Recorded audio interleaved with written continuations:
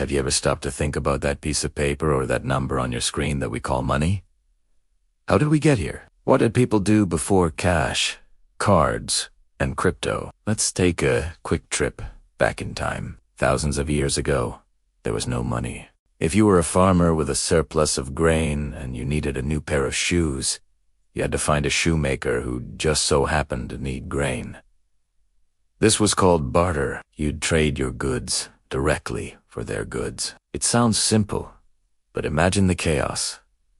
What if the shoemaker didn't want your grain? What if you couldn't agree on how many bags of grain one pair of shoes was worth? Barter was inefficient, clunky, and often unfair. It was a massive headache for our ancestors. So Soviet society came up with a brilliant idea.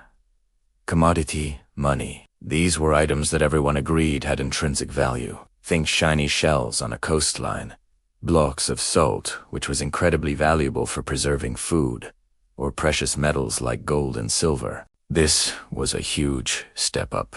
Now, you could sell your grain for gold coins, and then use those coins to buy shoes from anyone, anywhere. This made trade much smoother and allowed economies to grow. Gold and silver became the superstars because they were durable, divisible, and easy to carry. But carrying around bags of gold wasn't exactly safe or convenient. So, governments and banks stepped in. They started issuing standardized coins with a guaranteed weight and purity.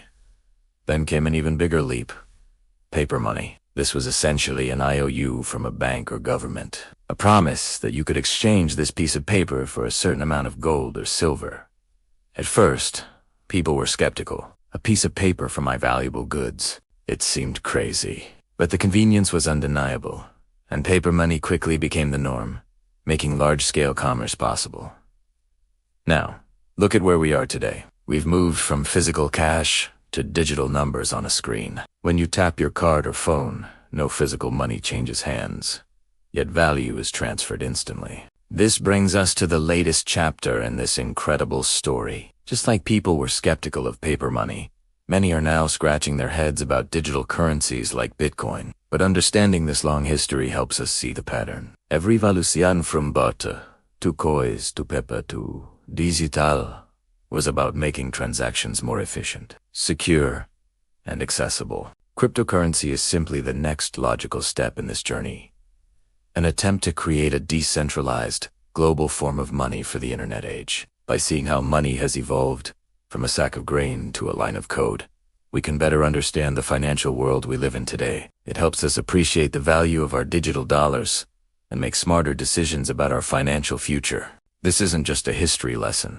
It's the key to understanding where we're headed. If you found this journey through the history of money as fascinating as I do, make sure to hit that subscribe button and ring the bell. We've got so much more to explore together on the path to building wealth. Thanks for watching, and I'll see you in the next video.